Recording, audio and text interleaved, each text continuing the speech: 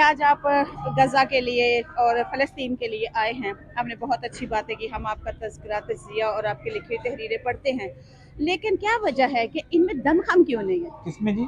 जो आपकी तहरीरें हैं या हमारी जो इस वक्त बैठी हुई हुकूमत है, जो हमारी एजेंसीज है, जो हमारे आर्मी चीफ हैं, या क्यों ऐसा कोई जिहाद का जो है नाम लेवा नहीं है, कोई तहरीक मैंने पैदा नहीं हुई? पूरी गुफ्तगू की है। जी उसके बुनियादी वजह ये है जी कि हम गुज़श्ता तकरीबन 75 साल से जी पाकिस्तान को अमरीकी बैटरी पे चला रहे हैं, जी और उस बैटरी के अब सेल भी कमज़ोर हो चुके हुए हैं, जी जिसने हमारे सेल भी कमज़ोर कर दिए। जी अमेरिका जो कहता है हम वो करते हैं। जी अमेरिका कहता है रूस के खिलाफ लड़ो, जहाद है, हम लड़ते हैं। जी अमेरिका कहता है उन्हीं जहादियों को कत्ल करो, हम कत्ल करते हैं। जी तो असल मसला ये है कि हमारा मामला जैसे लीडरशिप का है, जी और वो पूरी की पूरी 1954 से लेके अब तक अमेरिका के हाथ में है। जी सर, जैसे कि सहाफ़ी लोगों को मार दिया जाता है बेदर्दी से, जैसे अरशद शरीफ का वाक़या, सहाफ़ियों में वो यूनिटी क्यों नज़र नहीं आई? उनके लिए आवाज़ क्यों नहीं उठी जिस लेवल पे बाहर का मीडिया अपने जो साथियों पे उठाता है?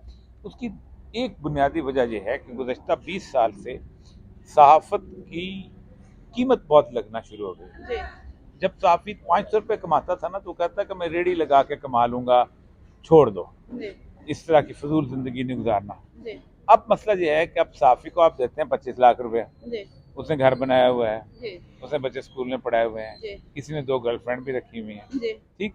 अब वो कहते हैं जी 25 लाख में यहाँ से चला जाएगा। जी ये कॉर्पोरेट कल्चर का सबसे बड़ा मसला होता है कि इतना पैसा दो जी कि बंदे को हक बोलना जो है वो बहुत मुश्किल लगे। जी पाकिस्तान में यही हो गया। पाकिस्तान में अब सहाफ़ी जो थे, वो लोग जो कि कभी 2-3 हज़ार रुपये तनख्वाह लेते थे अपने, या 1,000, मैं मुझे खुद अच्छी तरह याद है कि मैंने जब कॉलम लिखना शुरू किया था तो 1 लाख रुपये 1,000 रुपये पर कॉलम मिलता था। जी फिर उसके बाद 1 लाख रुपया जो है वो महीने के हो गए, फिर उसके बाद कई लाख लोगों को मिलना शुरू हो गए। जी अब वो नहीं छोड़ सकते, जी ये मसला। सर, जैसे कि इमरान रियाज बहुत देर तक गायब रहे और अब जब वो मंसरे आम पे आए हैं तो वो बोल नहीं सकते, वो उस तरह वो मुतहरक एक्टिव नहीं है, उनकी ज़बान में बोलने में लुकनत है, उसी तरह वो काफ़ी देर से बीमार हैं।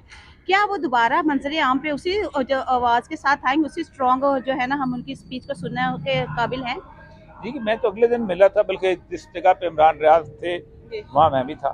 जी बल्कि मुझे तो नहीं पता, लेकिन उन्हें पता था कि मैं वहाँ पर हूँ। जी तो असल मसला ये है कि वहाँ पर उन्होंने अपना जिस तरह की अजियत गुजारी है, जी 140 दिन के करीब जो है, जी कोई भी नहीं गुजार सकता। जी बदतरीन तशद्दुद हुआ उस शख्स जी के ऊपर, और फिर वो थोड़ा सा लिस्टिंग इसीलिए, उसके बाद जाहिर बात है उसके ज़ुबान पे इफेक्ट हुआ है। जी तो वो कुछ अर्सा वही कहते हैं कि उसके साथ हम भी तो करते हैं ना, जाके उसी से उसकी पुरानी बातें याद कराते हैं। जी अगर हम उसको याद ना कराएं तो जल्दी ठीक हो जाए। जी इसलिए वो चला गया था लाहौर छोड़ के, एक जगह बैठा। अब वो बहुत बेहतर है, जी आएगा इंशाल्लाह, क्यों नहीं आएगा। सर, इमरान खान साहब जेल में हैं, बहुत दिनों से, बहुत महीनों से जेल में हैं। अगर उनके नामिनेशन पेपर के लिए तजवीज़ कुनुंदा या तरदीद कुनुंदा लोग जाते हैं, उनको उठा लिया जाता है, और ऑलमोस्ट जो बड़ी क़यादत है उनके जो पेपर नामजदगी हैं मुस्तरद कर दिए गए हैं, और नून लीग के हर बंदे के नामिनेशन पेपर एक्सेप्ट हो गए हैं। क्या इलेक्शन हो पाएगा? लेकिन इलेक्शन होता है। जी 1977 में हुआ यह था जी कि भुट्टो के मुकाबले में जमात इस्लामी के जान मोहम्मद अब्बासी साहब को अगवा कर लिया गया था। जी 35 लोगों को अगवा कर लिया गया था, 35 सीटों पर लोगों को, बेशुमार लोगों को। जी उसके बाद फिर इलेक्शन हुए थे, लेकिन इलेक्शन के बाद कोई वजीर आजम नहीं बन सका। जी फिर इस मुल्क के अंदर भुट्टो साहब का तख्ता ही हुआ था और कुछ नहीं हुआ। जी हम शायद तख्ते की तरफ जा रहे हैं। सर, खान साहब के बारे में बताइएगा, खान साहब के बताइएगा खान क्या साहब तवक्कुआत देखें, रखें? कोई और रास्ता ही नहीं रह गया आपके पास जी कि आप पाकिस्तान के अंदर अगर सुकून इत्मीनान से जिंदगी गुजारना चाहते हैं, जी एक फेयर एंड फ्री इलेक्शन करवाएं। जी अगर आपने गलत इलेक्शन करवाए, ये 15 मिनट नहीं चल सकेंगे। जी मैंने 5 जगहों पे, मैं खुद रिटर्निंग अफसर रहा हूँ 5 दफा, जी मैंने ये सूरत हाल कभी नहीं देखी। जी अगर आपने गलती की, आप अपने आप के साथ भी आग से खेलेंगे और मुल्क से भी खेलेंगे। Thank you sir. चले गए सर दोस्त। एक बात याद रखिए, आखिरी बात करना चाहता हूँ। अल्लाह तबारक तआला का हुक्म है फत्तकुल्लाह मास्तताअतुम, अल्लाह का तकवा इख्तियार करो जितनी तुम्हारी इस्तिताअत है। मुझे अल्लाह ने बोलने को हुनर दिया है, मुझे क़यामत में सवाल किया जाएगा कि तुमने बोले कि नहीं बोले। मुझे लिखने को हुनर दिया, अल्लाह ताला सवाल करेगा मुझसे बोले कि नहीं लिखा कि नहीं। जिसको दोस्तों के अंदर बात करने का हुनर दिया, अल्लाह कहेगा तुमने मेरी बात पहुंचाई, ایک بات یاد رکھیں، آخری بات کرنا چاہتا ہوں. اللہ تبارک تعالیٰ کا حکم ہے فاتقوا اللہ ما استطعتم.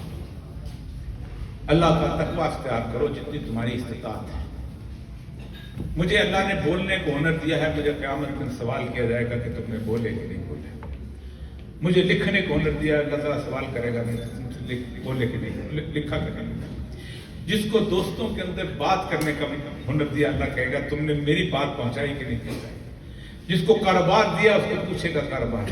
جس کو اللہ نے طاقت دی ہے، اللہ نے دی ہے. کسی نے کسی کو صدر کا وزیر اعظم بنایا ہوتا جو یہ کر سکتا ہے کہ اپنی انسٹیٹیوشن بچانے کے لیے حکومتوں کا تختہ الٹ دے. روز حشر ایک سوال تو ہوگا کہ میرے لیے یہ طاقت استعمال نہیں ہو سکتی تھی. طاقت تو میں نے دی تھی، عطا تو میں نے کیا تھا. ہمارا المیہ یہ ہے، ایک دن آنے والا ہے، آج نہیں کل.